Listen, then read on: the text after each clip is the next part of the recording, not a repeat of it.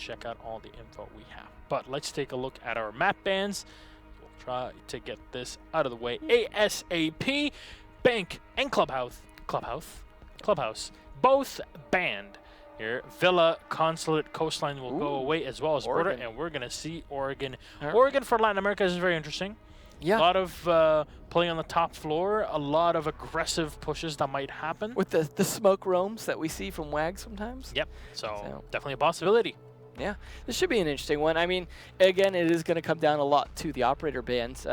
You know, we have seen, for example, Oregon with the Habana ban has been a thing. We could see some other interesting bans, I suppose. One ban we never really see, except for some reason from EG, is like a smoke ban, which could make it for interesting play on Latin America, especially because they're willing to bring Finca, unlike other regions. So it's interesting. It's an oddity that even though smoke was banned, we still didn't see any Finca. No, but either way, we'll see how it goes down on this particular map. And definitely looking like we could see a very strong Black Dragons play, but I'm curious what the community thinks. All right, maybe we can get that community vote up on the board in just a second, but honestly, we're so excited to see what Immortals bring in. Now, just because they changed organization doesn't mean that they will immediately be thrusting themselves at the top of Siege in the standings. It's just, it takes a while. You get acclimated to facilities that you might be training in, the support that your organization brings you. We saw the same thing with Team Liquid, and there you go. You see where they were, ended up the winners. But community vote here. Let's show it on the screen to see. I'm expecting more the way of Black Dragons. 62-38. Honestly, I can kind of buy this here with a 2/3 to third. With the way Black Dragons have been playing, I'd give them a bit more than 62. But either way, benefit of the doubt to Immortals. Yeah. So definitely a possibility. And because Black Dragons have been doing well, they've obviously been showing a lot, and there's a possibility that Immortals could take advantage of that, and we could see it a bit more balanced than I would think. But Immortals are, again, the former BRK, which were a fairly decent team going into this, so they definitely in top 4. Yeah, they have the experience to make this a pretty good match, if not win it. Will we see Black Dragons finally struggling a bit, or will this be yet again, like you said, the Dark Dragon coming forward here? Sounds so ridiculous when you actually hear it. What can you do? We'll see though. I'm really curious though how the Oregon op bans are going to go down, because Mira, I mean, that's the thing is Echo. Yeah. I mean, there's so many predictable ones for Oregon that I feel like Latin America do things a little different in the op bans, and it's Definitely. I could see some more creative op bans coming in here.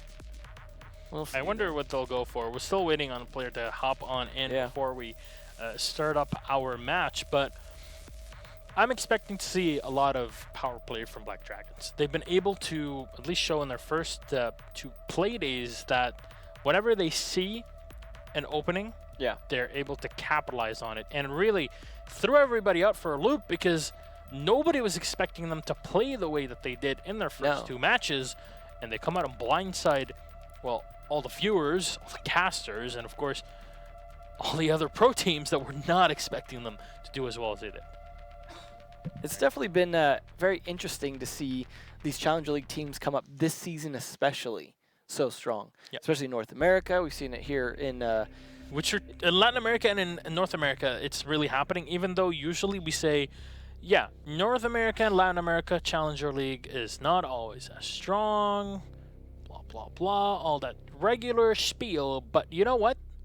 They showed up. They're up there and definitely showing that they can shut down even the top of teams. I mean, you could say that for EU as well, but the reason we don't highlight that is that was a little more expected with, I don't know, essentially coming back to Pro League, not so much as rising up from Challenger League. Will ENCE be rising back from Challenger League? That's the question for next I mean, at least unlike CLG, they stayed together throughout getting put down in Challenger League. Yeah, they lost some players, but... Here's the thing, though.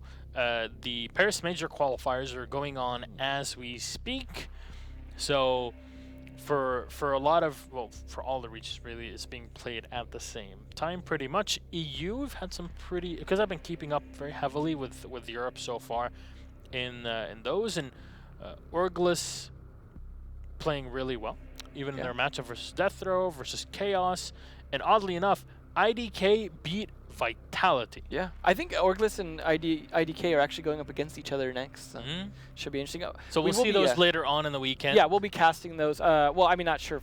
I think we will be. Yeah, Friday we will night. be. I think Sunday is when the EU will be for their. Because I think Latin America will be Saturday. But who knows? I'm not sure if that's 100% finalized. But we are at least getting into the game finally. Looks like there was a short delay there, but we will have Immortals banning first. And what will they bring? Oh, Lion. They want to be able to move and not so much stand still. Okay, I'm not surprised by the Lion ban. The second attacker, possibly a Glaz here, because it's a BD ban. Immortals have. They have Cyber. They have Cyber. Yeah, so that's. I wouldn't be surprised. No, we haven't always seen that. We haven't always seen them ban Glaz against people that are strong with it. Thatcher. Well, maybe they want to use Mute for the jamming the hatch and make it a little bit more harder to open, but because none of the two hard destructors are banned in this one. Yeah. So Mira ban, I'm expecting. Definitely a possibility and a reality. And then Echo. Or Maestro. Need the money. This is like playing roulette. Yeah. This is addicting. Well, in this case, I'm going to bet on black. What will it be? This one always feels like the longest. Like somehow the timer is longer. Even though it's literally the same. Yeah, it's just the tension. Doc. What? Oh, we've seen Doc being played in the tower stairs so many times that you can just peek through the stage. I understand the ban is definitely not something that pops up to the mind immediately. I think there's probably better bans you could make, but hey, if you want to use the operators too, you don't want to ban them. I mean, if you ban the Doc, they'll just bring the Rook, right? Yeah, exactly. Well, not to mention Echo has a pretty nice ACOG himself. So Maestro smoking Echo. Come on. Let's get that Echo in there. Come on. Bring it. Well, there's that Mute that they wanted to use so badly. And a Pulse. All right. Well, I mean, Thatcher hurts Pulse a little bit, I guess. So maybe this will be the exchange that they'll have in 6th pick. But we've seen Pulse being very strong to deny the plants. Having 2 C4s in hand as well as the smoke definitely does help. Drunks will go away from his Blitz onto the Ash. Oh, no changes for Immortals. All right, well, it's there if you need it, but if you don't want to use it, you don't have to. You just have to keep in mind that your team is revealed regardless of whether or not you want to use that 6th pick. Something to keep in mind. We'll see, though, they're going down to Laundry first. Not a huge surprise there, but then again, Dorms is also pretty nice sight. However, it does surprise me, though, that teams would still prefer Laundry with no ability to put up those windows, because I feel like that was stronger for Laundry than it was for Dorms. But that's why the Mute ban the Mute pick comes out. That's why we had the Thatcher ban. Yeah, no, absolutely. It is definitely tit for tat in terms of you lose one defender that could be very useful for downstairs, but you gain another one being a little more powerful. Now, teams are more than accustomed to dealing with the Mute Jammer though, and knowing how to hit those corners on the hatch, different ways to get around it. But if you get a lazy Hibana who is not really paying attention to the possibility of Mute, not catching it when they drone the lobby, maybe you'll get some of those X Kairos wasted. This is an interesting deployable shield. Not sure that would really stop them from running and planting or anything, but he is definitely going to throw an evil eye here. Not sure that's the best positioning, as in it has limited visibility into the rest of the site, but we'll see how that plays out for Yuki here. Does have, of course, have his Bailiff for his shotgun. The only downside of the Bailiff is the low amount of ammo, meaning it takes a while to kind of chew through a wall. Sledge and Mira are going to be a bit better at that. But still, obviously, you're a Maestro, it's a secondary, and you already bring so much to the table. There's times I get so impatient and just pull out the LMG to start opening a hole in the wall at someone. You're like, all right, maybe this is faster. Oh, boy. But unfortunately, it looks like there was a slight problem. Yuke's going to be like, you know what, Cyber, I'm sick of you. And they all have a fun little remake here. So we will, unfortunately, not get underway, but at least we got partially. We dipped our toe in. Well, at least this confirms what we're going to have as operators. So that's something to keep in mind. Well, we'll see. It should be fun to see how this goes, though, in terms of what they actually do when the round gets underway. I'm thinking of getting... You know what I want to get for my apartment, Devin? An evil eye? Yeah, that's the only thing that's left. No, I want to get this huge printed out piece of paper that just has rehost on it. Put in my living room. I'll leave it there. Maybe when I have children in the future, maybe like 50 years from now, right? They'll come up and ask, what is this? Why do you have rehost up on the wall? I would imagine with the way esports is growing, if your kids don't know what a rehost is at that point, you might be living in a cave. I mean, 50 years from now, we might still have rehost constantly in Latin America, so it's definitely a possibility. Yeah. Well, I'd imagine every game is going to have rehosts of some kind in the future. Not to mention this game will definitely be around then still, so. Yeah, 500 operators and growing. Oh yeah, they'll have to have like seasonal operator bands. Yeah, there's no way we're going to display all the operator bands in the bottom of the screen. Just this long scrolling set of tiny icons. It'll be fun. Can't wait. That 100 goal, I think, is exciting. I mean, we've already got quite a bit of operators as it is, but maybe 2 per season is going to get too slow for them. Maybe we're going to start seeing like 3 or 4 per season. Guarantees us another few years of Siege. I'm not complaining. Yeah. Well, I mean, it's definitely been interesting, but at some point the ideas will maybe be a little more difficult to come up with for these operators. Oh, people at Ubisoft are very creative. Not to mention all the ideas we've thrown out. Oh, yeah, there you go. We don't really ask for any revenue out of it, but we get paid for this. Pizza's fine. Pizza. There you go. That works. Pizza operator. Special delivery. We already have Maestro, the spaghetti operator. That's true. But this one can deliver to your door. You can just open wooden barricades by ringing the doorbell. So many good ideas. Check your evil eye just in case, just so you know who's at the door banging. There you go. This is what happens when there's so many rehosts and we're just sitting around and we're like, we want to get into the game as much as you do. Oh, absolutely. So if I could press S right now, I would definitely do it, despite them not being a full lobby. But you know what? You guys are playing with what you got. Yeah, we're very sorry that sometimes we ramble on, and same thing for our coworkers as well. But when you're sitting around waiting for rehosts, there's a certain point when the tactical talk kind of gets especially boring. when you haven't even played around yet of it, so that definitely doesn't help. Well, but I guess saw how they're going to reinforce and setting up the evil eye, Devin. Well, I mean, we might as well discuss a little bit of that, right? So, like I said, my only problem with that is that's a very limited point of view. And when it comes to the evil eyes, the biggest detractor for me is the fact that it cannot be rotated by anyone else looking at it. And once Maestro is dead, if it is looking at a limited angle, it is going to be next to useless. It can't be used to shock. It can't be rotated. It can still see through smoke, but the thing is, like, yeah, you can see right there, but there's other positions. Like, let's say you stood on the laundry hamper and put it up nice and high. You could see the same area plus more of the site. But what about that shield that was set in front of it, the extendable shield? If that was far enough forward to stop them from being able to walk forward and go for the plant, that's pretty cool. Other than that, I can't see you sitting behind it unless you're really trying to go to peek the stairs. There could be some utility there. We could even have, let's say someone's standing there with a shotgun. Let's say you got Echo with Supernova or Smoke with his pump, and you want to stand there and you just want to pop up and pump them. Okay, maybe. There's definitely some utility there. It depends on how we actually see it. Who's going to be playing it, whether or not it's going to be useful. But the thing is, like, it could get naded out fairly easily. Yeah, it's kind of a weird angle to come around and nade that, but you got to imagine they're just going to get rid of it at some point. Yeah. They're gonna. You could bounce a nade. There's different ways you could hit it. The most important part of that defense there is the mute jammer to limit the destructibility up top, because we've seen Skull, we've seen the Hatch, a regular checklist for the Habana. Well, there's so none many of ways. none of our two hard destructors are banned. So both Thermite and the Habana are available. Not the Thatcher though. Yeah. Well, not to mention you can attack from the other side as well, and it's not terribly hard to clear out the mute jammer, because the mute jammer, you know exactly where it's going to be positioned, right between those two barricades. You come into the electrical and you shoot right there. You're pretty much guaranteed to hit it for the most part, because it's not going to be positioned in some weird off angle. It's going to be on that wall. You hit it through the soft wall of electrical, assuming that's not reinforced or not being defended right there, and then boom, now you can open that wall. All right, well, enough rambling, at least for just a bit. We'll head back into the game. As you saw, even Devin has to have a drink of water.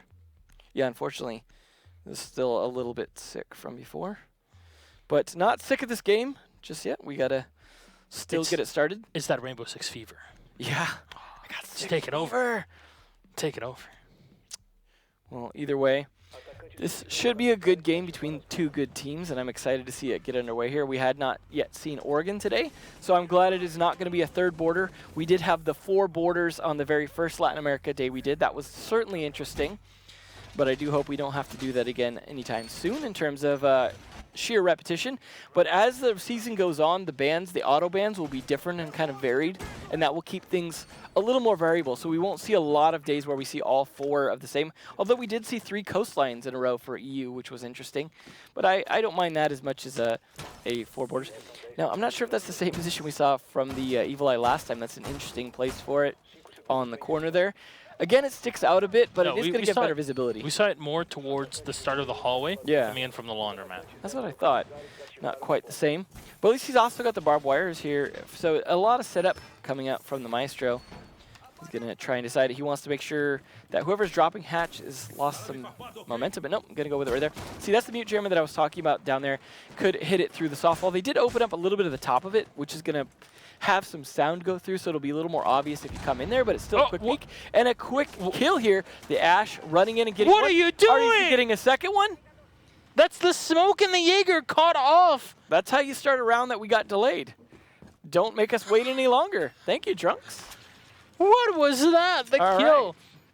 Right. RDZ and Drunks both going ham. Black Dragons not giving Immortals a second to spare here. That is huge. Now all you have as defenders, because they're still setting up downstairs. Yeah. They have the C4 and they have Yoke, of course, on that Maestro. But Maestro needs some support equipment next to him. He's not an Echo. Yeah. It looks like they might not have even set up that deployable shield again for whatever that was for. But they left both hatches soft. They didn't even finish reinforcing. That was so fast. Yeah, I can't imagine we'll see another round like this, but this is definitely a great start for Black Dragons. Oh, at least the ADS doing some work. Still, that clears out at least 1 ADS if there was not more. Unfortunately, did not spot that before he threw those. But a lot of barbed wire going to get cleared out here as well. They are definitely setting up with plenty of time to spare on this attack, and unfortunately, in the meantime, they are going to lose one of their attackers, not due to a bullet, but I believe it's past time, and they will stop to play this round out, but at least they still have man advantage. Yep. But that means another rehost after this round, potentially, if he can't rejoin. Yeah, it might be able to rejoin at the end, but of course, after the first minute, you cannot rejoin the game. Well, you cannot force rehost a game, and you're limited to an X amount of rehost. Especially after 2 people have been slaughtered. Exactly. There you go. It's after the first kill or the first minute going down. Ooh, one. Oh. Also, speaking of going down, unfortunate. That is the mute. He may have had his C4 still in his hand. They're going to have to pick it back up. Yeah, the grenade being lobbed in perfectly by the sledge. And of course, the ADSs were burned. C4 is going to get thrown out. And you know what? The attacker is just going to hear the beeping on the floor. Menacing as it is. Cyber's just going to spray in, but Trunks just runs in, C4 or not. Well, the last kill will go the way of Levy. That was a bit of a crazy round, but we will have to go for a remake. It is even with a one-man down, and still works out for Black Dragons. I don't want to quote here, but we'll call it a flawless round.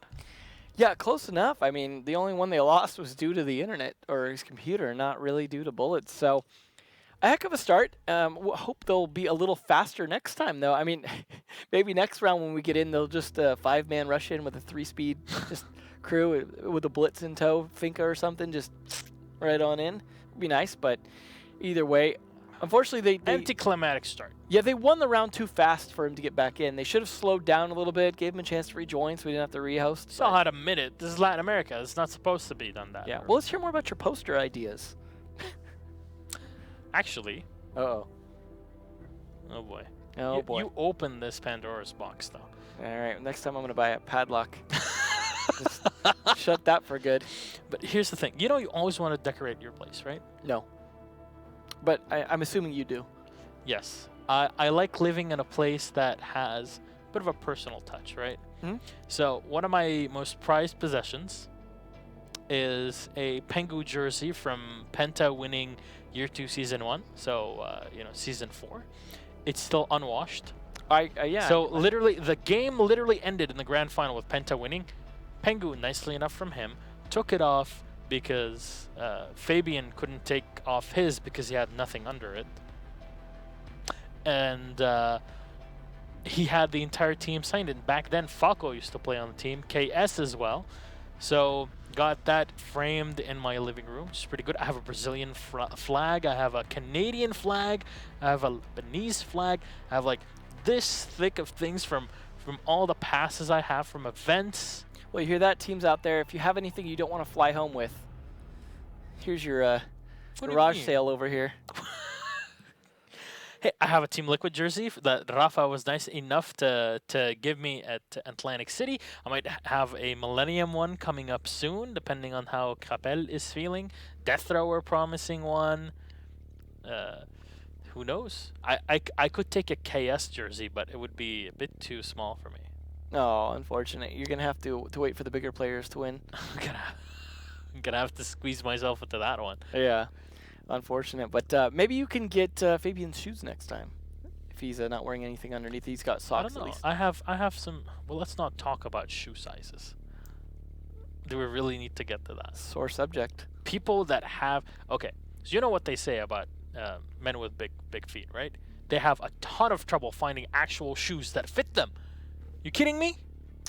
The amount of time and money I spend on this, and then Fabian comes along and is like, "Yeah, just get this," and yeah, bam. I should have trusted him. The struggles of Frankenstein. His big square shoes.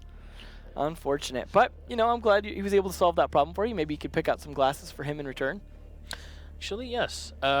Hopefully in Paris. I still need to make some calls. Need to get kicks sent out to an optometrist. Unfortunately, all of my optometry kit is not with me here because I don't think I have like 50 grand to dump on that. But it would be very interesting to see what Michael has in his eyesight, because on a lot of people that watch Kicks' stream have been noticing that he's complaining a lot about his eyesight. So I'm like, you know what? I'm taking you. And this is unfortunate. This is the one who has one ear that's mostly deaf too. So he's unfortunate. And this like is functional. Pro player still though. He's going to be eventually just no arms or anything. Just playing with his still nose. destroy everybody. Oh yeah, he's just still too win. good. Yeah. Imagine he could barely see, he could barely hear, and he still destroys still everybody. Way better than me. Of course, that's not Unfortunate. What kind of level are you? He's measuring. I need to play against the quadriplegic. That's the only chance I have at this point. Well, maybe Parker. Just a straw, just trying to play at that point. Yeah, Parker. Okay, there we go. Boosted diamond. No. Yeah, we have SK to thank for that. Yeah. What was a good birthday present for him? But either way, let's hope there's not another rehost here as we are one player away. Still playing? I'm actually refusing to play rank this season. Embarrassed? What do you mean embarrassed? I'm a plat. Wow. Where are you? Plat 2. Really? Yeah, why not? Holy crap. Yeah. Not too bad. So astonished. I mean, what? Alright, I thought that was a different color of platinum, more like a silver. Yeah, it looks reminiscent of silver, but it's not. Unfortunately. Polished it off pretty well. Yeah. So I went to a jeweler. Again, real sorry that we talk about this kind of random stuff. At least we're getting back into the game right now. Yeah, they have started it up. We literally have nothing else to talk about at the end of that crazy but that round. Yeah. Yeah, that round was just... That disconnect was whoo. Crazy. Yeah. All right, let's head Here back we go. into the game. Oregon awaits us with a 1-0 up. Crazy first round. And we should be ready to go. There we go. Up to dorms we go as they decided laundry didn't work so great for them. So, let's see. What is the last one going to be here? Gonna actually change anything in the 6th pick? I wonder if Maestro is is as good of a pick on this site compared to an Echo. There's definitely some usefulness. So, for example, the A window is definitely going to be smoked when they go for plant a lot of the time. And the ability to see through that smoke, pretty useful. As well as if they try and smoke and plant in the master bedroom. There are definitely some positions that I don't know if it's going to be like a critical factor, but it definitely could help. And then, I mean, Maestro himself is just a good operator, even if, like I said, Evil Eyes are more of a bonus than anything else. But Dokkaebi was not banned this time, so we will see that out from RDZ. As well as the Alibi, so we're getting the double Italians here, which is a rare sight to see. I have to say, like, despite seeing Alibi a lot earlier, you just rarely see both Alibi and Maestro because there's so many operators to choose from now, which is definitely making it interesting. I mean, obviously we have enough now that we can ban them from playing. So we're gonna. Ooh, this is an interesting spot on a door frame of all places. And again, no limited view I'm though. really not a fan of that spot. No, it's a. I'm not feeling Armory is a one-sided, position you come in and you take. If you're an attacker, you come in, you take control of Armory, and that's pretty much it. Well, not to mention that long hallway, like putting it on the Armory like wall area, or like putting it on the wall itself, near the window, for example. You're gonna get a lot more visibility. You'll still see the hallway, you'll still see the stairs, but you'll see the other hallway as well. So it's just the limited visibility that we're seeing from the choices of one. Just I really question his evil eye placements. I mean, God forbid he pull out a bulletproof camera. You're taking a lot of damage off of an impact early on. Yeah, that's, again, not a good start here from Immortals, but at least it's not Drunks running in and killing them. So there is that. Hopefully, I think it was Docky last time that disconnected. Hopefully he can stay around longer. TR Special Force, though, not going to, thankfully. Stop cheating. Yeah, there we go. Oh, that was a little bit of a late camera shot. Yeah, definitely forgot about default cams there, so they're getting a little thrown off. They are spending a lot of utility just to get Armory here. Bit of damage done to Diogo as, of course, the concussion grenade from the Zofia slows him down. Even more damage done, but they cannot finish him off just yet. And they can't really engage against him because if he has a shotgun in hand, that is definitely scary. He'll rotate through, but can't find the shot, and Diogo hits it on Slash. And that is the first kill to go the way of Immortals. And since they have control of the Armory, they can still look on down, but Diogo will get taken down by Drunks on the Ashes. Novies will refrag. That is a good refrag, just because Drunks has been playing very good on that Ash. You're so reactive to all the kills. I'm very excited to actually see some kills after all these rehosts. I tell you what, at this point, shooting a drone's going to get me excited. Nice bloodstains. And he shoots the drone! No! That Evil Eye did get destroyed, though, by the grenades, it looks like. So that placement, unfortunately, not working out for one, but at least he's still alive, so there is that.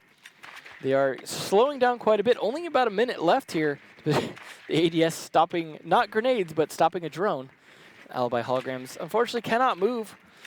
Going to be pretty obvious at that point. You got to be careful, though. If you drive your drone into it, it's going to mark your actual live person, which is an interesting quirk.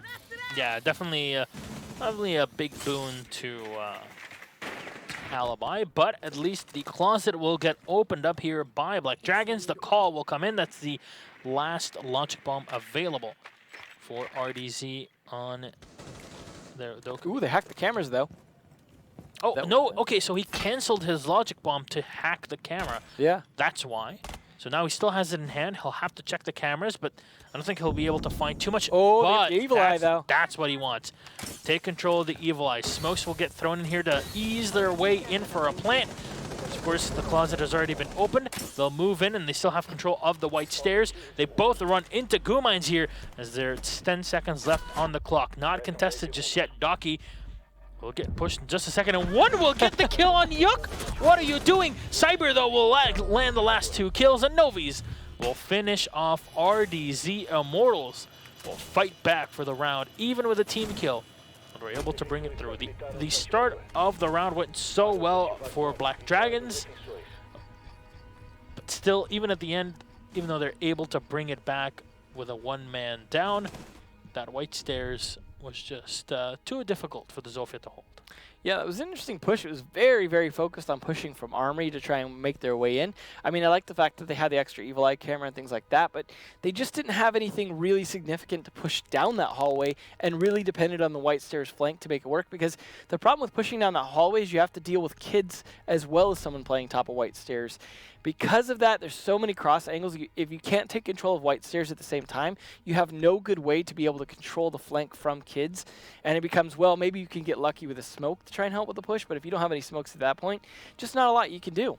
We're going to see that 6th pick over to Ash from Drunks again. And then Cyber trying to decide what he wants to do. But the tease from Drunks was the Glaz, which was interesting. Yeah. And we're going to get that Valkyrie. Drunks is just going to stay on the Ash at this point. Yeah, not a surprise there, but the Valkyrie pick, an interesting choice here to 6th pick over to.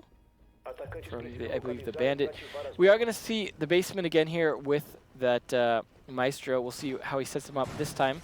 Maybe we'll get a little more creative in terms of his Evil Eye placement, but it was kind of funny to see that get used against him last time by RDZ.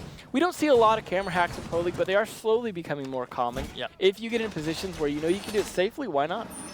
We've been seeing, especially with Maestro and Echo being big operators to play, even Valkyrie, if she's not banned amongst the other two, then the camera hacks become even stronger. Yeah, in this case, you've got Valkyrie and Maestro. Yeah, definitely something to look out for. No IQ pick for Black Dragons. Cyber was set up for his Evil Eye throw, and there you go. That is basically just a spot if somebody's going to be pushing up into the armory. Something they definitely did last round. Yeah. But we'll see. I think they have the deployable shield set up again, and then the ADS, I guess, would at least protect it from being naded, so there is that. Does it block the movement, though?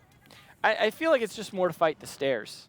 And then the ADS there to keep them from just being able to nade it safely, but we'll see how it works out in actual practice here. It's not something you see often, so I mean, there's so much more utility that can bring than deployable shields. I mean, barbed wire is not as effective as it used to be, so there is that, and most of the time barbed wire is not exchanged for a bulletproof camera. But speaking of exchanges, Novi's taking out Drunks early, and then Diogo following that up. There's the Maestro kill onto Daki. That is a nice start. Diogo took a lot of damage in the process, but 2 kills early on to Black Dragons, who had made their 2 kills early on in round 1.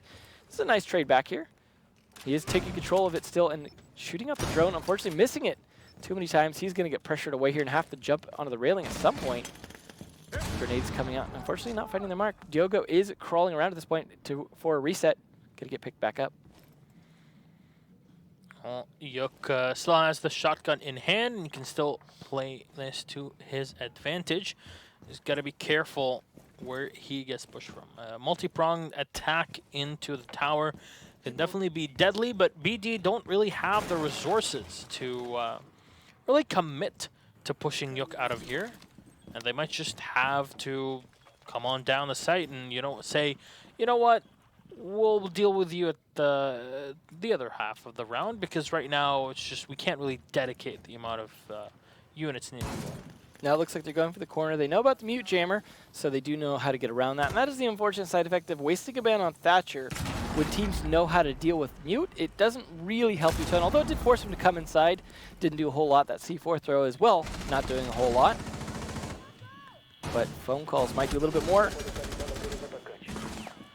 Quick spray up into the Habana as Levy will rotate in. There's nobody to use that shield you were talking about, Devin. Nope.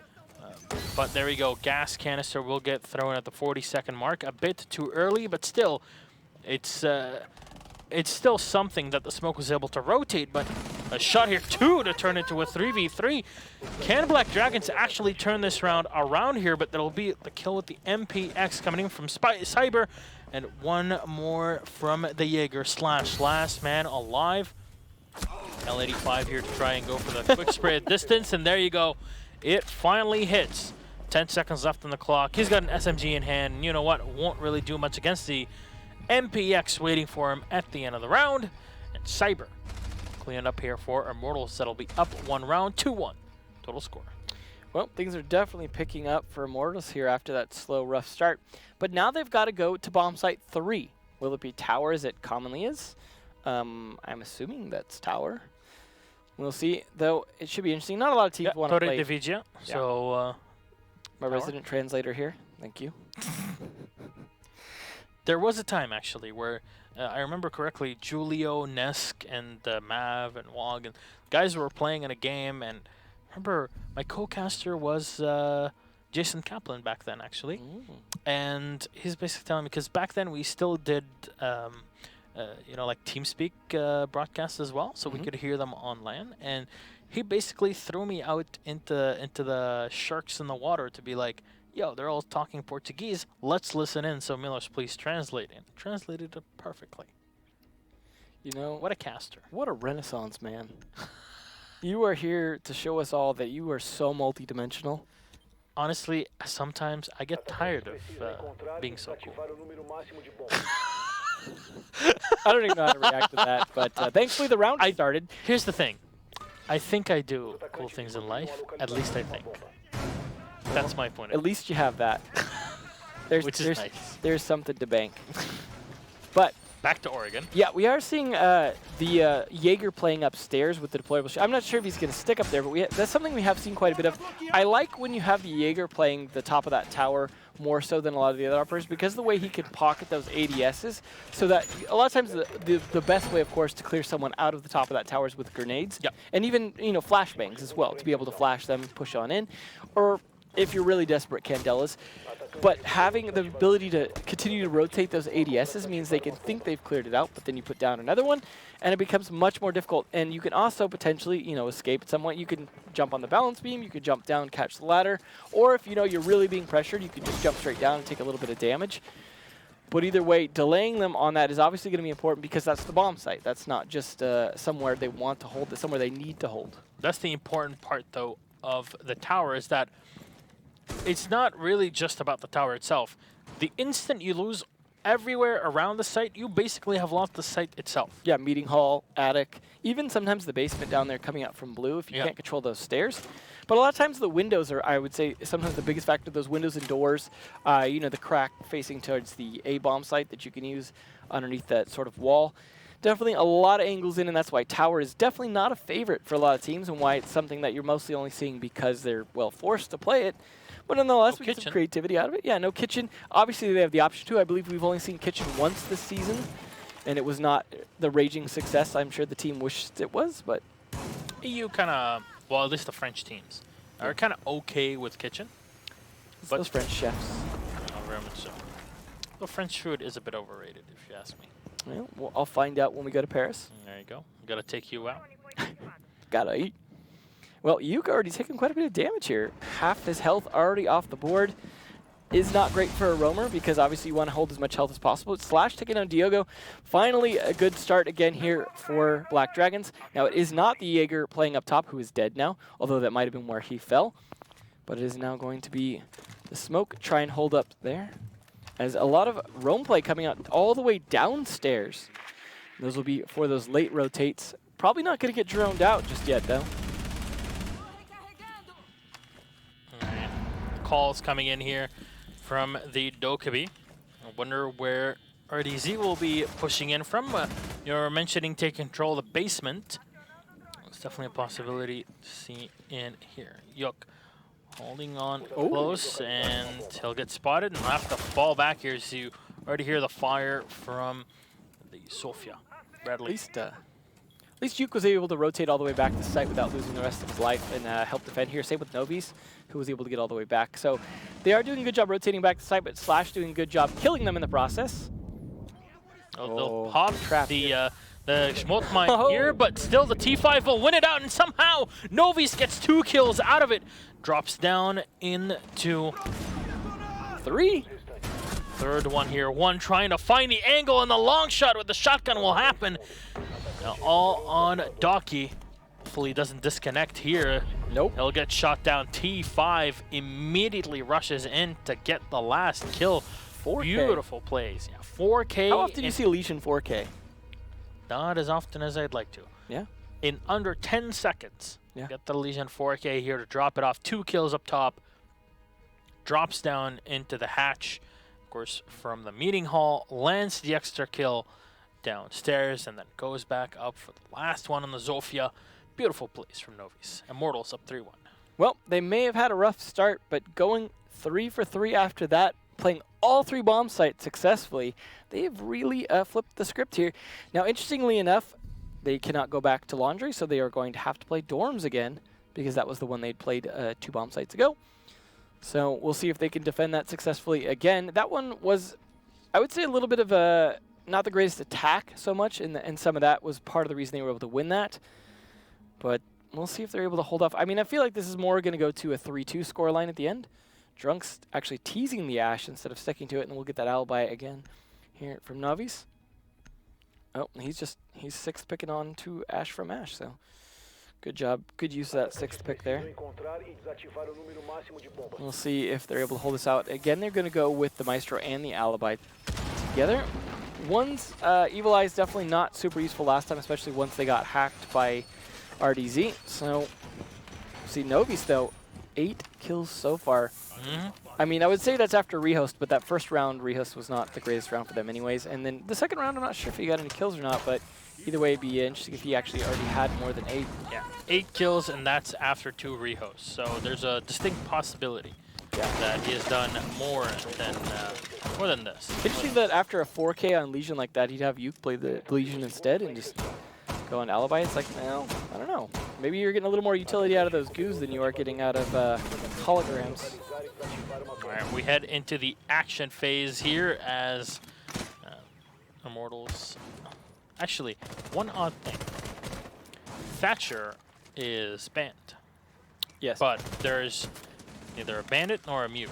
And we've seen the push before from Black Dragons coming through into the closet from the bedroom.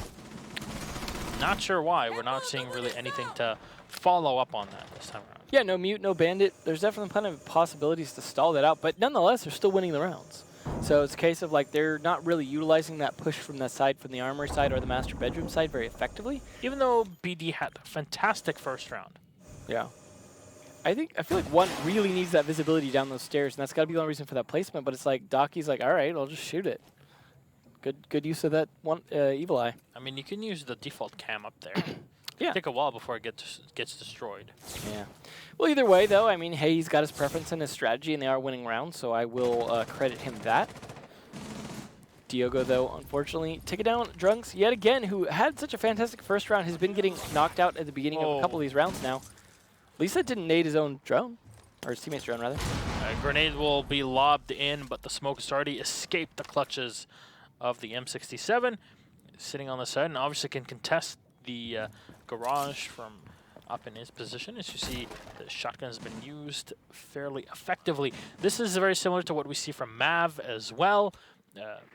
Teams, just smokes in Latin America, are not afraid at all to put themselves in harm's way because they just realize that they have a lot of utility. They're very good using the SMG-11, and or if speaking of which, dead, then not so much. But SMG-11 on SMG-11 is always fun. it's all about those one taps. Where's his shotgun? Come on, Slash. Don't be a chicken. We want to see you channel Gohan. They are going to open up this wall again. Like you said, they're not really denying it with any kind of mute or bandit, so it is definitely going to get opened. Very surprised. Yeah, and they have the smoke capability to use from RDZ to be able to try and push in there for a smoke plant, potentially, if they can get that far. Ooh, Navis doesn't realize how close he is, especially right there. Looks away at just the wrong, or I guess the right time, in that he moves away from it as well, but the Zofia lifelines are going to slow him down quite a bit. Fortunately, in his favor, he does manage to go prone at just the right time to dodge the kill shots.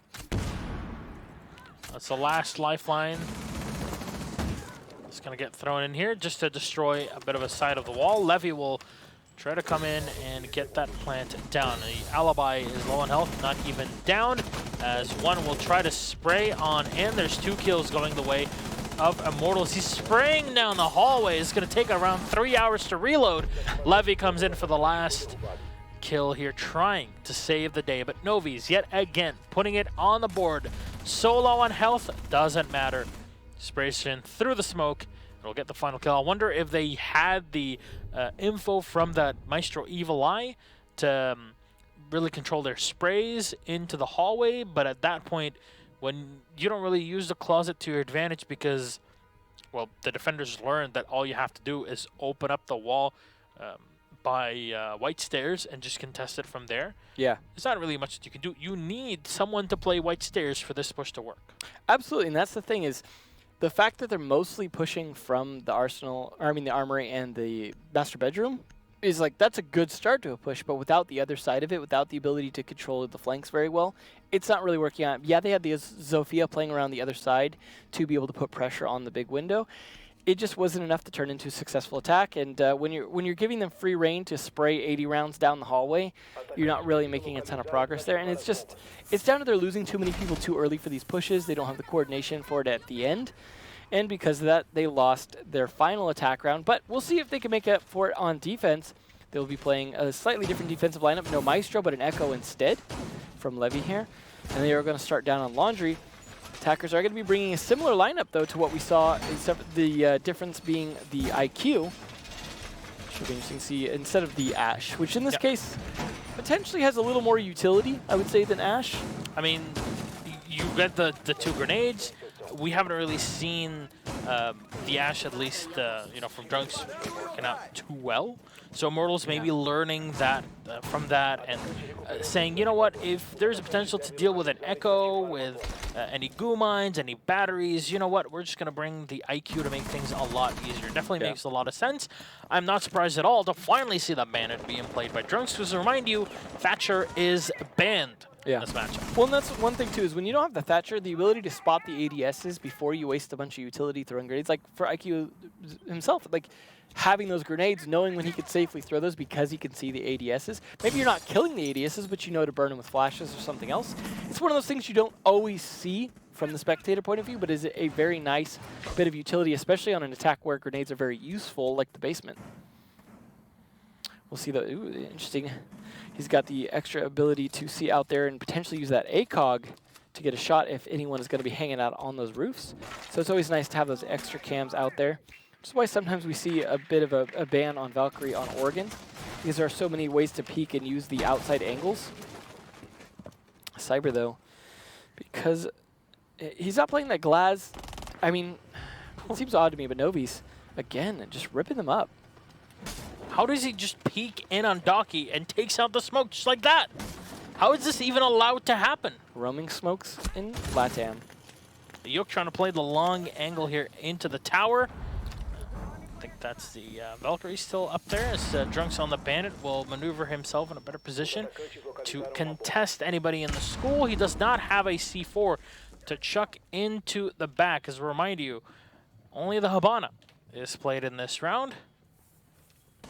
Drunksy will get up onto the stairs, try to find maybe somebody not watching him. In the meantime, he'll spray in and...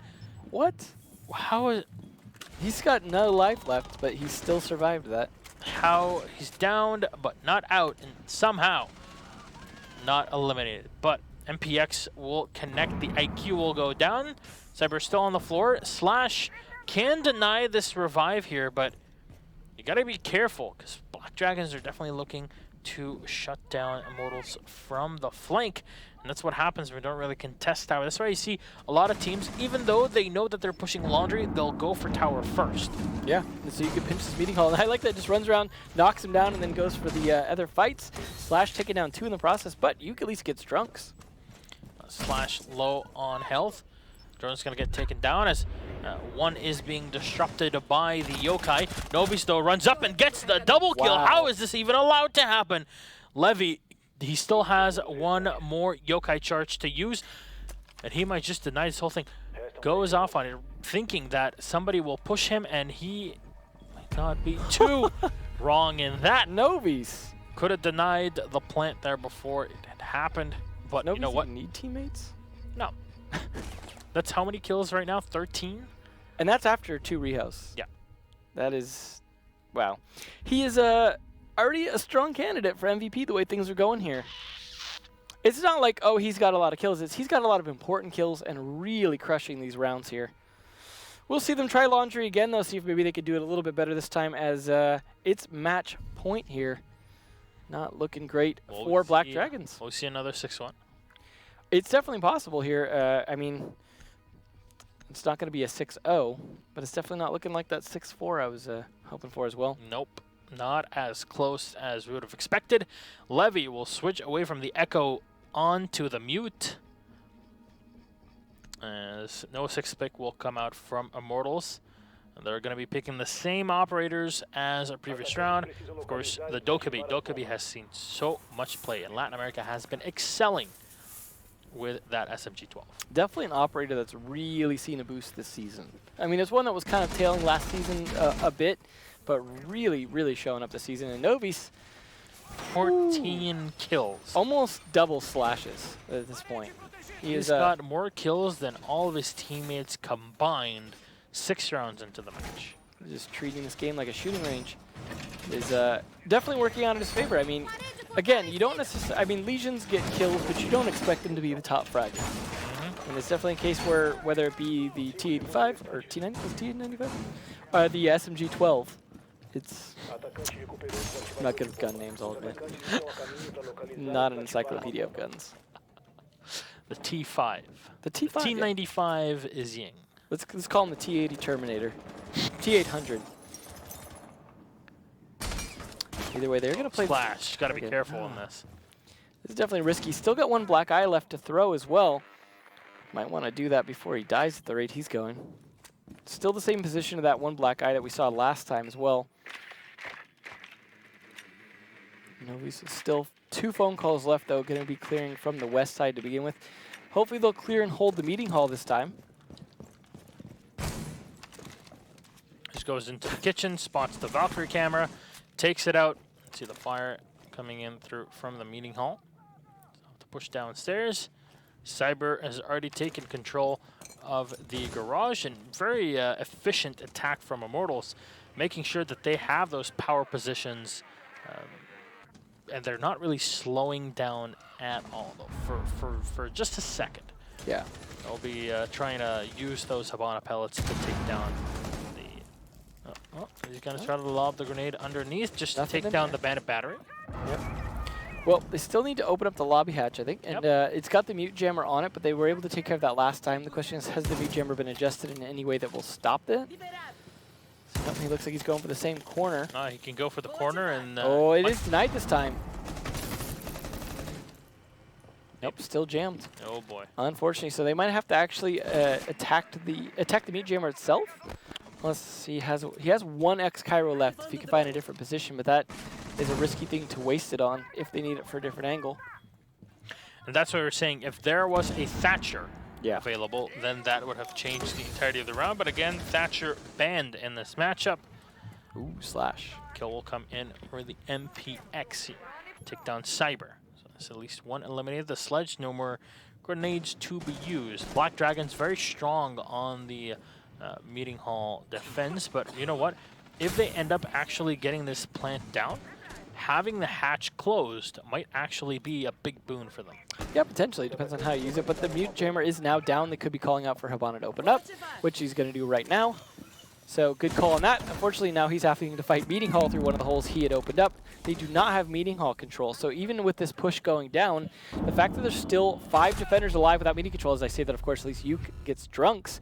Still, though. They could hear him, and now the lifelines are going to be chucked in just to slow everybody down here on the defense. Slash spraying. The C4 will connect, and one will go down. Good play from Levy. Slash will get one more, and Docky peeking in for the headshot on Diogo. Last man alive is Yuk, but he can't really do too much as he gets 1 kill for himself, and that's pretty much it. Black Dragons with a successful defense. Not a moment too soon. The only thing that they can hope to get at the end of this matchup is a tie and 1 point each. Still, that is not even looking likely, but at least they won 1 out of their 2 defensive rounds. But will they be able to succeed on dorms? Now, it took them 2 tries to get laundry. If it takes them 2 tries to get dorms, they lose because, well, they are 1 point away from losing this match. And they are 3 points away from a tie. So not looking great for Black Dragons, who we were hyping up a little bit before this match. But Immortals, as we said, the former BRK, definitely a force to be reckoned with as well, who had struggled a little bit at the beginning of this season, but are doing definitely a little bit better despite the weird first 2 rounds. Oh, Bandit's going to get there we at go. the end. Little 6 pick over there. Looks like the one difference here on the attack is the twitch from Novi's. So they'll quite possibly be using the Bandit to basically just shut down the closet, right? Which is something we were talking about a couple of rounds ago. Again, though, it didn't seem to matter on those attacks, despite them just... I mean, they obviously got more utility from their other operators, so as much as I would normally question it, just the attacking style of Black Dragons did not lead to wins out of that. Unfortunate. It definitely seems like each team has their top heavy hitter. Yeah, Slash doing a good job for his. We'll see, though, because he's going to have to make up for a lot of lost rounds if they want to stay in this. He's going to be the one on the Legion, so can he compete here with the Legion of the other team on Novi's and actually get quite a few frags? Alrighty, Drunks reinforcing in here. He'll even set. Yeah, it's another player actually that reminds me of. That's why. Yeah. It's kind of a thing always in the back of my mind. But Doki is going to set up here for the top. Potential positions to throw in, his gas canisters, and potentially really goo mines if they want to slow down any pushes through the hallway or into the dormitory. It's a good thing for Immortals that they're bringing the IQ for Diogo. Will make it a lot easier to shoot down those Bennett batteries from below, as Immortals are trying to clean this match up. Unfortunately, Novi's cannot channel his inner Astra. Well, that is definitely one shock drone down. He's going to have to deal with pushing this a different way.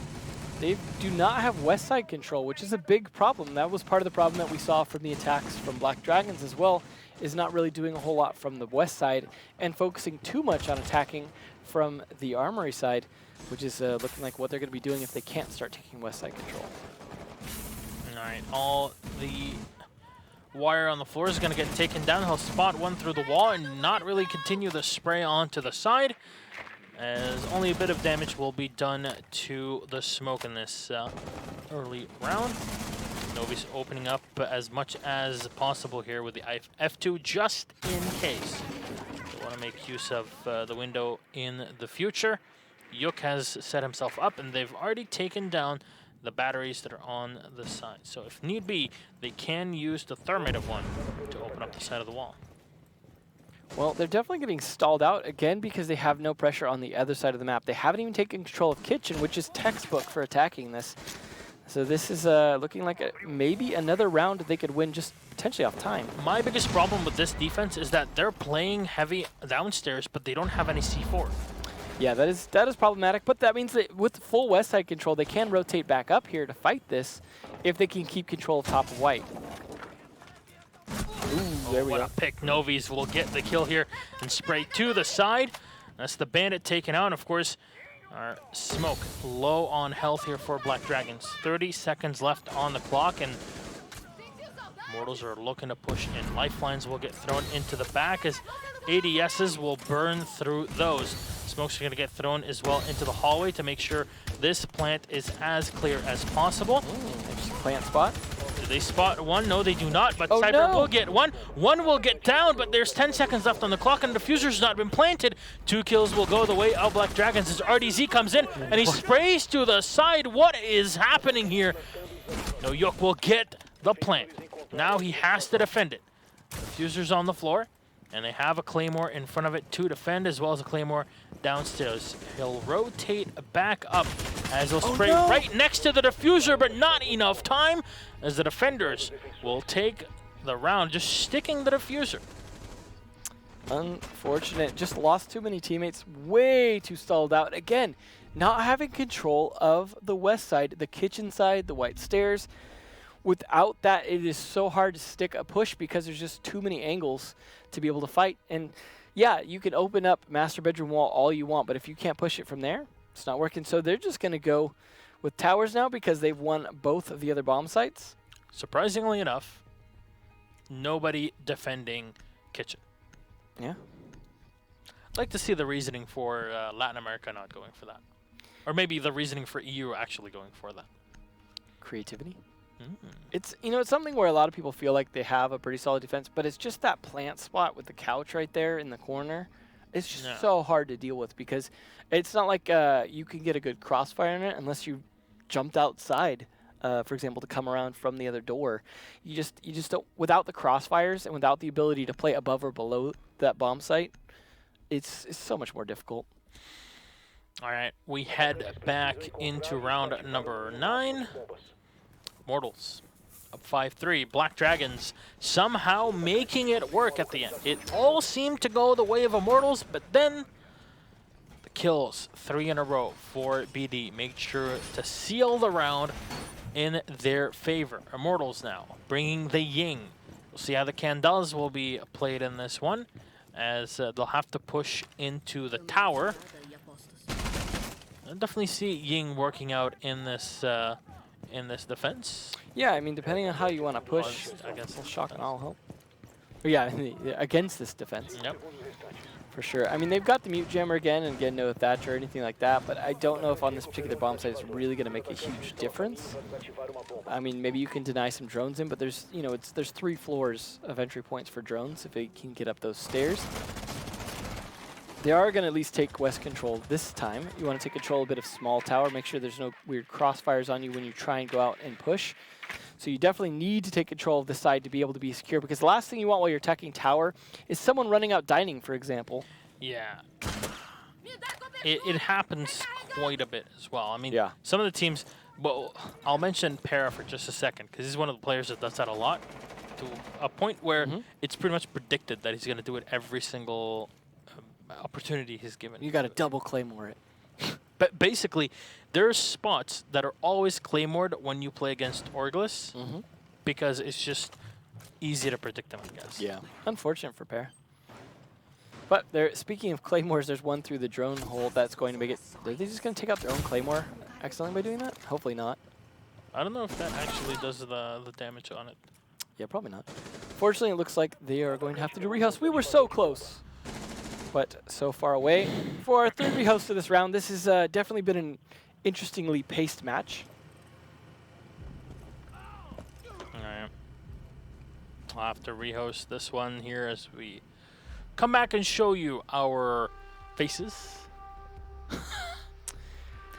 Unfortunate. What a beautiful. We are potentially, though, 1 round away from ending this at some point in terms of Immortals being at that 5 for quite a while here, for at least a couple rounds. And now that it's being tower defense, now is their shot to If you can't win it on tower, what will you win it on? Right? Well, I mean, to be fair, Black Dragons couldn't win it against tower either. So, I guess... It's all up to the Legion. There's no Legion in this one. Yeah, there you go. Obviously, that was Novi's doing quite a good job on that, though. But, so, it's definitely been the case where it's been very defense-sided. Yeah. And I don't want to give too much credit to the defense when I feel like we're just seeing poor attack rounds. One-sided attacks where they don't have control. It's either not control of Meeting Hall, not control of West Side.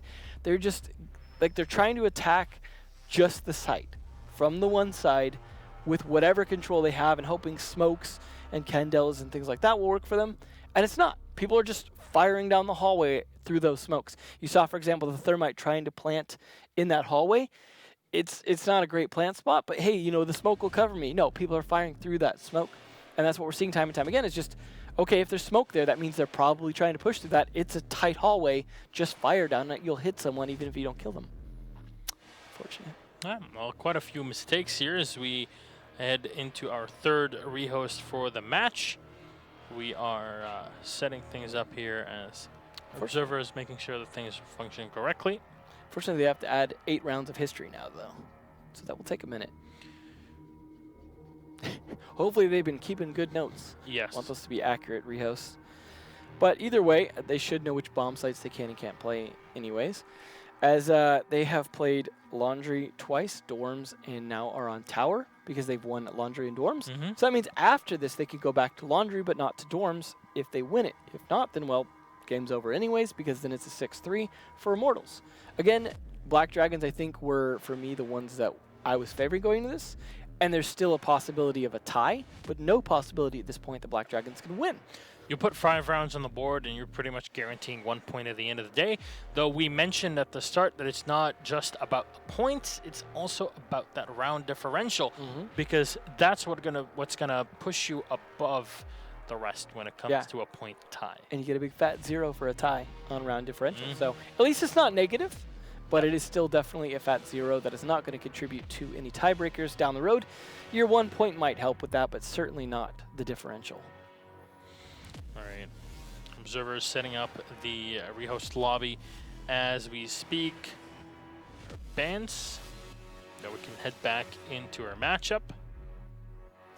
Yeah. Excited for Valencia.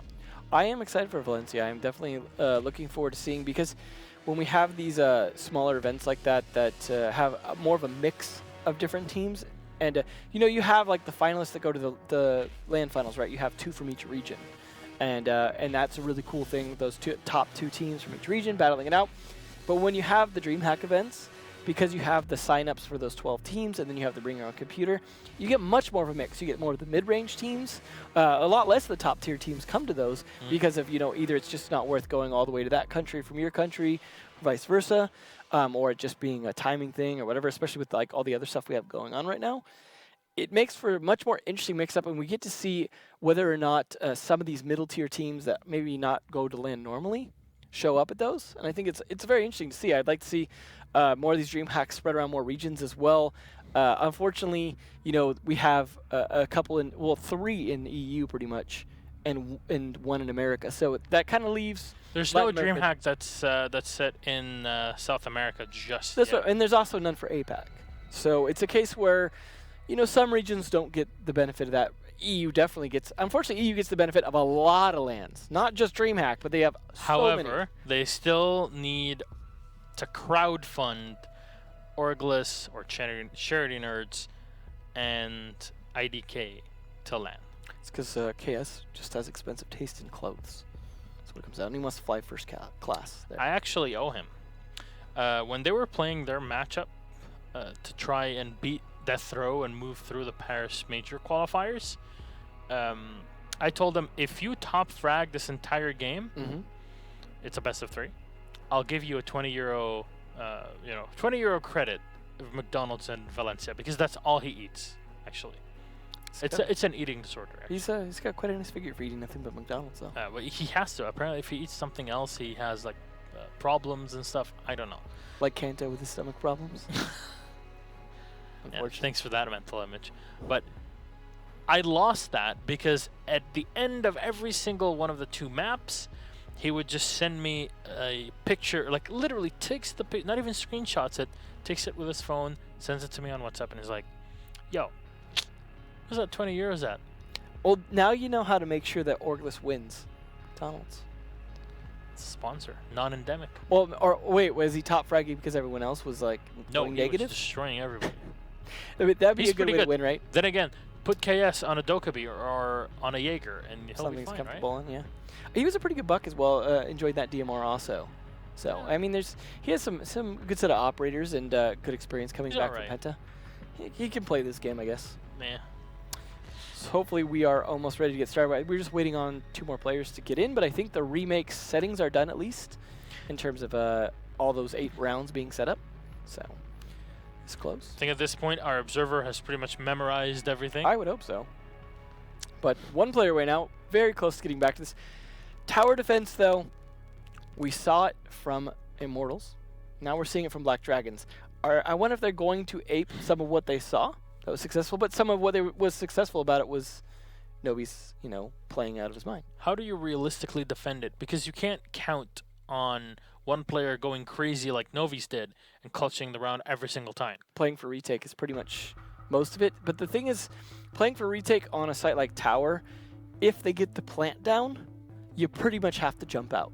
And it's a situation, there's some places where sometimes, when they plant and can jump out a window, they'll kind of play close to it, or they'll play in a situation like, when you plant in a big window, for example, in dorms, there's the other tower to fire from. You don't have to necessarily jump out, to get the attackers, things like that. But when it comes to tower, we've seen so many of those times that once the plant's down, or like once it's down in a clutch situation, someone just flying out of that window, whether it be Zig or Canadian. Zig has done it. Yeah, we saw Canadian do it as well, and it comes down to those. But you don't want to be in that desperate situation. There also is, the dining run out and things like that. There are ways you can at least try and get a frag, but trying to do an actual retake of the site once the plant is down is tricky. So it's like when you play retake, you have to have your timing down right. You have to have your people able to rotate. You have to be able to play a bit from outside the site. So like you're talking about control of the site, whether control meeting hall, control attic. If you could stick up an attic in a way like you can actually open it on a surprise on them, meaning you leave it soft and closed, and then you impact your C4 to get it open and surprise them, that could work. But if they have control from above, like they take the top of the tower, that could be problematic because they can just fire down on you with not a just huge that, advantage. but even taking control of the rooftops themselves, that pretty much signals that you can't do that. You can't really play in the attic.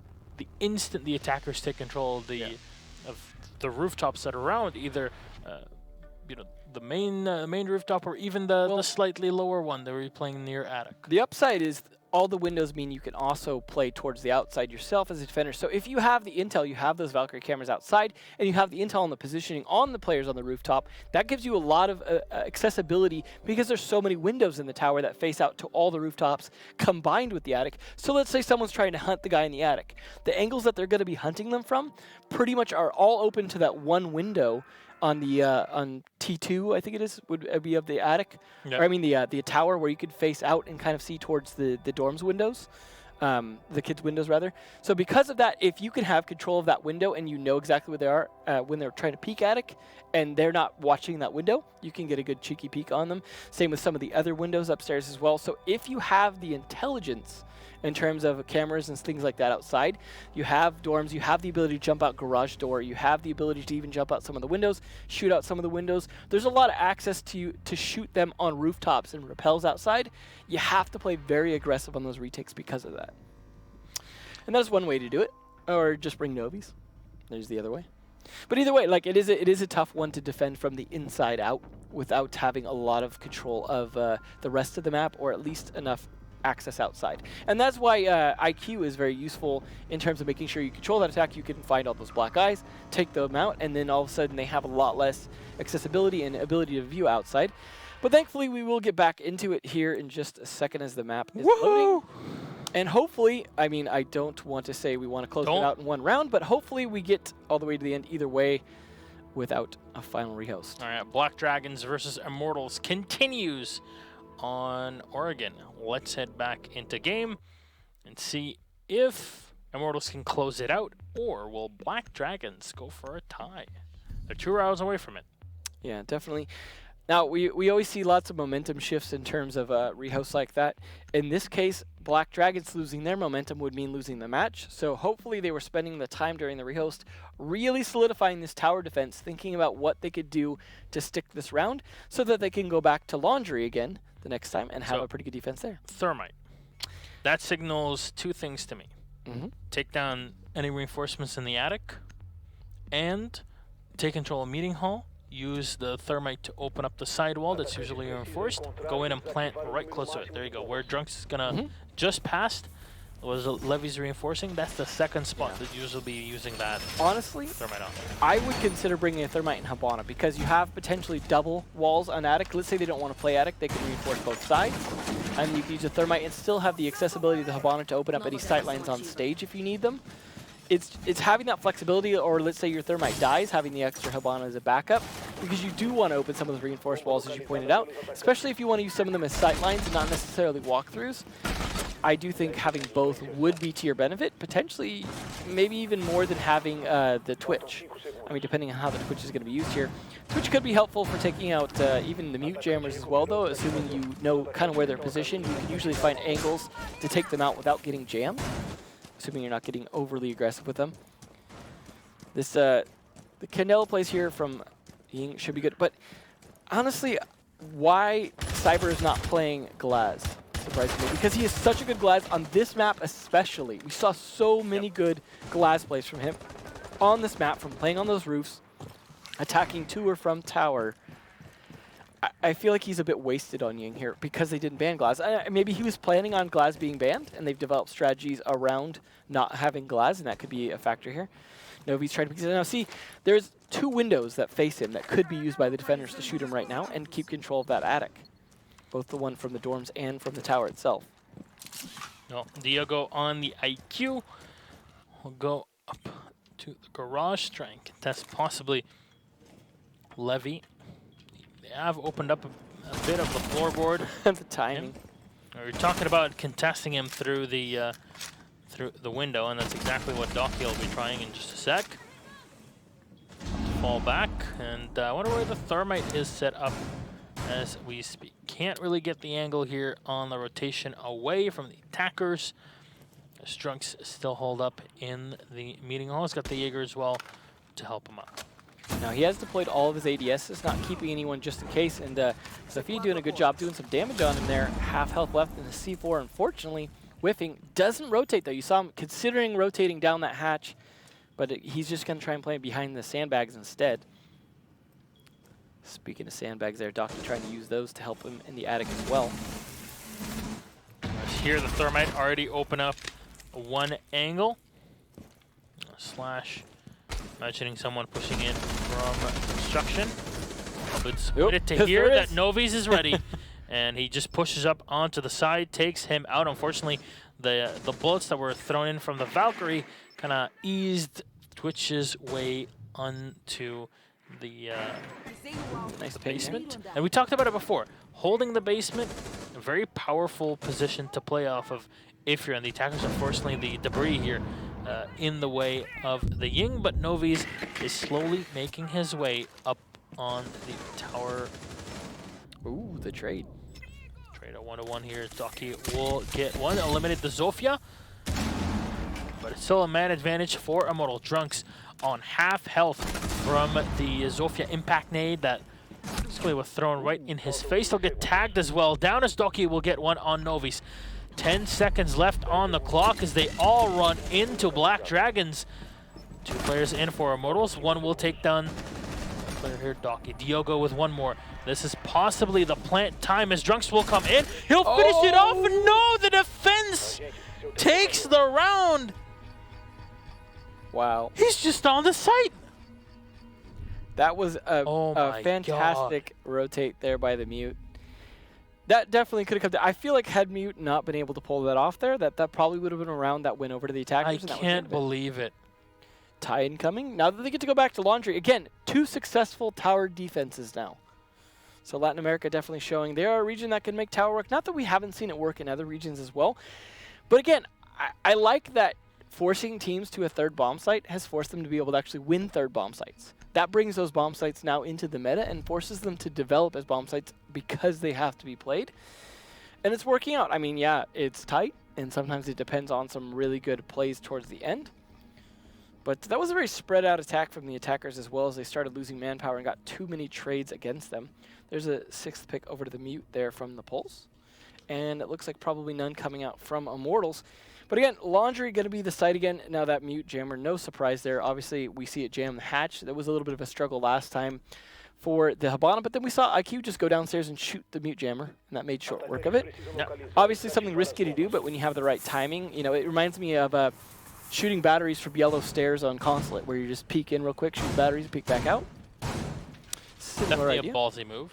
You know what? If you have a 3-speed operator, a good aim, you know exactly where the Mute Jammer is going to be. It's not the riskiest thing on earth, but it is definitely something you want to make sure no one's peeking from hallway to do. It relies on the droning communication between the players on the team. Yeah, absolutely. You have one watching a drone, you go, I'm going to go peek, watch it, go peek, and hope the timing is in your favor. They are definitely wanting to have attic control here or even Laundry. This means they're definitely going to want to play meeting control, which is something that, again, has been working out pretty well for a lot of the defenders, just because they haven't been focusing enough attention on taking actual map control before attacking sites. Ooh, a little bit of pre-fire there coming out. Well, this round is very much the last round we will have no matter what. Immortals, 1 round away here on the attack. If they get it, they'll get 3 points on the board. If BD tie this one up, they'll get a point each. And Black Dragons would have definitely upset Immortals, even if Immortals have had a bit of a rough and shaky start to the season. It'll definitely be a BD showing that they can hit with the top teams. And you know what? Even if you end up losing, the amount of rounds matter. Again, round differential is almost as important as the points, and at some points, even more important. So you might be saying, yeah, they lost, they get no points at the end of it, but that round differential, that might just be the thing that screws over so many teams at the top. Something that's interesting, though, about the round differential is it cannot be 1 because you can't get a 6-5. So it's a minimum of 2. Yeah, it can be 0, obviously, 0, yeah. It's at 5, but you know, you always want to keep it as positive as possible. You saw Team Liquid with a plus 14. Yeah, they like winning, I would say. Their performance at Atlantic City definitely shows that, and of course, their play so far in Season 8. So Well, this meeting hall control still working out despite the fact that they're actually pressuring Kitchen just fine. Being held. Oh, there we go. Cyber with a nice kill from his nade on Levy of all people. That's the mute gone. That means probably a C4 that is gone off the board if it wasn't used already. Cyber bringing the shotgun again. What is happening? It's the in meta Brazil? now. Yeah. Well, you know what? I have yet to see it not work, so I guess I can't doubt it at this point. Like I said, Thermite's next, right? Very, very good point. Very good point. Please don't do that, by the way. No, there's no good secondary for Thermite. There you go. Trunks in the hallway. They'll get called by the Dokkaebi. Spray right into the smoke, but unfortunately for Black Dragons, Immortals are just coming on in and taking control of the site as fast as possible. One will get taken down to the C4, thrown right into his face from Slash. But they still have meeting hall control here. And that could turn things around for them. Unfortunately, walking into bullets is not going to do so. Well, the fuse is going to get set, and this is looking like a victory for Immortals. RDZ will have to go up and fight, but there's no hatch for him to use to drop down. Was this all part of the plan? No, I can't imagine it was. Not to mention him standing right next to his opponent on the shotgun.